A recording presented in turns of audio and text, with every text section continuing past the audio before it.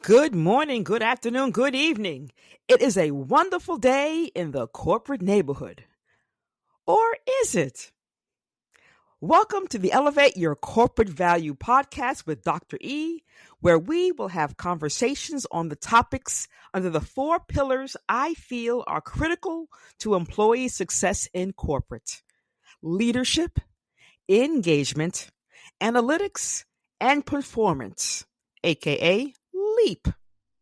Mastering these will allow you to have wonderful days and to leap in your career. I am Elizabeth Dr. E. Carter, PhD, your corporate elevation and transition strategist and host.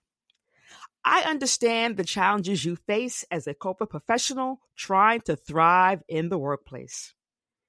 I have the experience and expertise to help you navigate in the corporate world. We will laugh, cry, but most importantly, accumulate tools that will allow you to become more confident, empowered leaders who are valued and respected in the corporate world.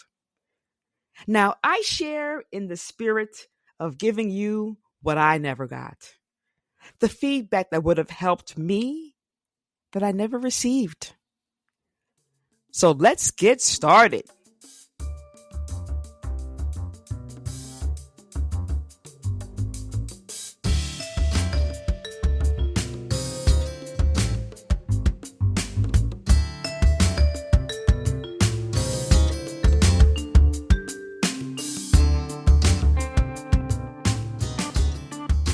Hey there, it's Elizabeth, Dr. E. Carter, PhD. Let's talk about something today that many of us face but rarely unpack publicly: talent versus title. What matters more as we grow, evolve, and redefine success? Let me start with something personal. I just took a new job. I wasn't even looking for a job. I was still emotionally raw from losing both my parents, being laid off from my corporate job, and I had been out of work now over a year, but I still wasn't ready for another job where I had an 80-hour grind, being the new person, navigating ego and politics all over again. But let's be honest, I needed money. Now, I wasn't broke, but my severance was pretty much done. And my COBRA for my medical insurance was soon to go. And I have this level of living. I didn't want to give up. You know how that is. Some things you can forego, some things you don't want to sacrifice. You know what I mean? So I had to ask myself a question that many of you have also asked yourself: what income would be sufficient without sacrificing my peace? Yeah, and I could scan LinkedIn, and I'm part of various sites that would send me job postings looking at VP, director, senior director, those high level roles I knew I could obtain and command. But here's the real thing: at this point in my life, I was so over chasing the title. And for me, title started to feel like this: T for tired, I for irritated, T for trapped, L for little time for self, and E, empty. Any of you feeling like that? I decided I am done leading and looking for just the title. I want to lead with my talent. I want to offer you a different acronym, one that I live by now, because talents is the real currency of your career. The T is teamwork, where I am collaborating, I am uplifting others. The A, adaptability. I will adjust to what's needed and I'll still thrive. I know that I'm still the most important person in my life. L, leadership. Leading not just by the role, but by influence. Even though you may not have any direct reports, you are always leading something or someone. E, empathy. I lead with heart and humanity. The fact that I've been working for so long, I understand what people are feeling when they're feeling stressed, they're feeling overworked. There is too many priorities going on that people just can't be focused. And networking.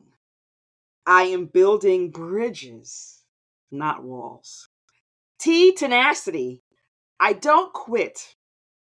I evolve. I say to people, we are not performing surgeries. People's lives are not on the line that they are going to die based on what we are working on. So we need to relax a little bit. And S is strategic. Thinking long, the long term game, not just your next move. Now, when I focused on those, doors opened. And it wasn't just because I have letters after my name, tons of credentials, my resume is full of very wonderful and fulfilling roles and jobs, but now it's about the value I bring. But not just understanding what my currency is, it similarly is what I expect now from an organization. Now, when I was younger, I would just take any job, and it's tough because you don't know the environment until you're on the inside. But as you learn and work for various companies, for various leaders, maybe in different parts of the world, you start to understand what you need to expect. Because rarely do we discuss the fact that we know what we bring to the table, but we need to know what the table needs to offer us. Using that same talent acronym, let me tell you what I expect now from an organization. T, trust. Please don't micromanage me. Believe in me. A, autonomy. Let me own my lane. You brought me in for a reason. You brought me in to help solve problems. You brought me in to be transformational for your organization. Let me do that. L, learning. Give me room to grow, not just perform. Yes, I know we often take roles that we know we are highly qualified for because we've been there, done that, have the scars. But we also want to have roles where there's a little bit of stretch, where we're learning something new and different. E, engagement. Please value my input. Yes, I know I have a list of roles and responsibilities, duties that I need to fulfill, but I'll always give you a little bit something different. I don't like being in a box. Sometimes my ideas may be well beyond where the organization is today, but I'll still put it out there for them. And nurturing, fostering a culture that cares. Even though I am new, people can tell I'm not new to life. I have certain skill sets that I bring to the table. People can tell that I have been a leader before. I've been involved in stressful situations before. I've been involved in areas of being flexible and adaptable. That's how I'm able to nurture others because they can see that I could be a mentor and a guide for them. And T, transparency. Please don't have any hidden agendas or thinking that this is a power play. I am so over that. I have been in those situations also. And you can tell early on if that's some of what's going on. You may not know it before you take the job, but you can always still, as you're having conversations and talking to individuals who work at the organization before you say yes to the role where you can figure some of that out. And thinking about the talents of what my currency is and the talent I expect from an organization, let me tell you, these places exist. You can find a role that will pay you what you're worth and give you the freedom to breathe. And I'm so excited to have that right now. The title of my role is Project Manager. There's no director on that, there's no vice president on that. I do not have a 50-person team I'm leading. It's just me, but I'm engaged in leading others to fulfill transformational and growth projects. I feel fulfilled every day because I know that I am leveraging my skill sets that has taken me over 25 years to hone in on, to be able to take that to a new organization and allow them to be successful. Now, in thinking about that, when we're talking about leadership qualities, I'm sure some of you are saying, well, Dr. E, how do I know I have what it takes to lead without having a title? Well, we all have leadership qualities. So let me show you and tell you about those characteristics that have real leadership demands. First is vision. You need to know where you're going and how to bring others with you. And when you can describe how you've done that in the past, you can construct your own purpose on how you will do that in your current role or whatever role you're looking to do next. Second, motivation. You want to inspire people, not just instruct them. And when we're not in a leadership title position, we are only in a space of inspiring people. Our people we're working with do not report to us. We don't control their salary or their raises or their bonus. So it truly is helping the team understand why we're here and what we're trying to strive for. Everyone should be doing that. And that brings me to S, service. We need to elevate the team. It's not just about us as individuals, it's about us, the entire group. The next characteristic is empathy. We need to see other people, hear other people, respect other people. I have been for sure in organizations where one or more of the three were not done. Next is creativity. Solve problems in new ways. Build what's never been done. And I know when we bring new ideas to the table, it's probably, I'll say 30-70. 30% they're embraced, 70% will be, well, we're not ready for that, or that's something new, or we've tried it before, it doesn't work. But don't stop sharing your ideas. They may not be ready for it today, but they may be ready for it in the future. Next is demanding. Call for excellence, starting with yourself. In my current role, I'm actually a contingent worker, meaning I'm working for the contracting company that has commissioned this work with an organization. But that does not mean that I sacrifice or am less than inside the organization. I want the organization to see me as an employee. I'm not a direct employee, but you never know. All the work I'm doing could lead to something a bit more permanent. Whether I want that or not is up to me.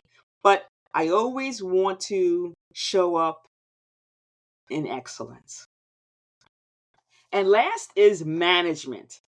And it's about strategically guiding your team through challenges.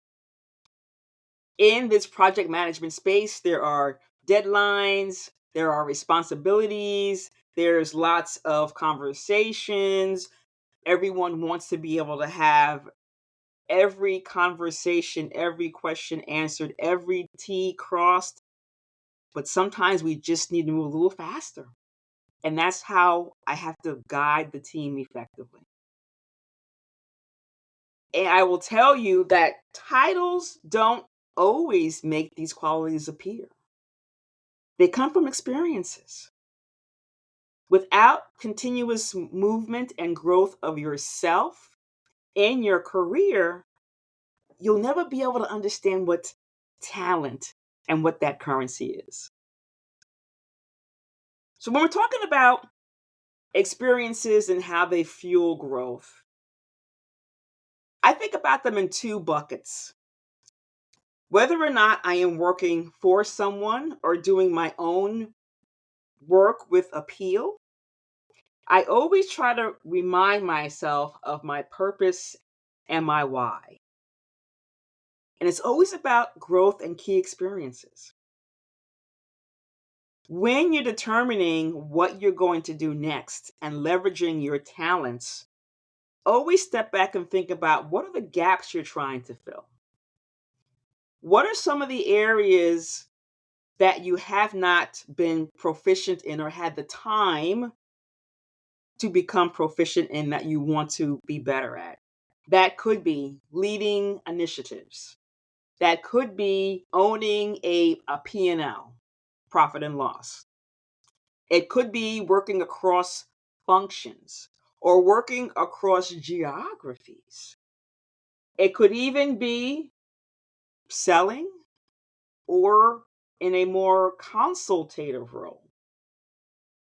And I laugh when I tell people I've relocated, I can't even remember the count, I think it's 5 or 6 times already, to understand that many people, most of the world, have never moved beyond 50 miles of where they grew up. And I say to people, be flexible to relocate. You leave so much on the table by trying to stay in this zip code radius.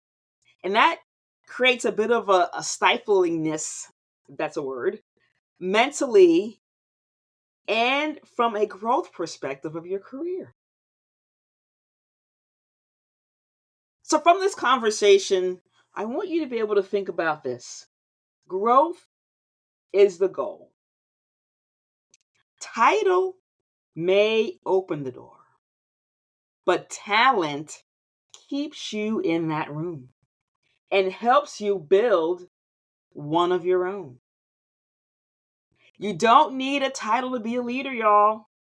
You need clarity, you need courage, and you need commitment to lead from your strengths. I ask you today to ask yourself, am I chasing a title or growing my talent? Is my job draining me or developing me? And what does success really look like for me now? And that does come in seasons. I know 20, 25 years ago, I was all about all of this, killing myself, working every day, 100 hours a week, not taking vacations, getting promoted, getting the bonuses, moving up, changing jobs, being on, you pick it, whatever venue it was to talk about what I do and how I did it. I can still do that now. But I'm not going to sacrifice my health or my well being or my liveliness because that doesn't create my value. My value comes from knowing exactly who I am and being bold enough to lead with that. Because there'll be some who will appreciate it and some who will not. But all that matters is me. So that's our conversation today: talent versus title. I'm Elizabeth Dr. E. Carter. Thank you so much for joining me today. I will see you soon. That is our topic and conversation for today. I am Elizabeth Dr. E. Carter, PhD, your host. Thank you so much for joining me for the Elevate Your Corporate Value podcast with Dr. E. Please like, share what you've heard today, and please tune in for our next episode. Thank you and have a great morning, great afternoon, and great evening.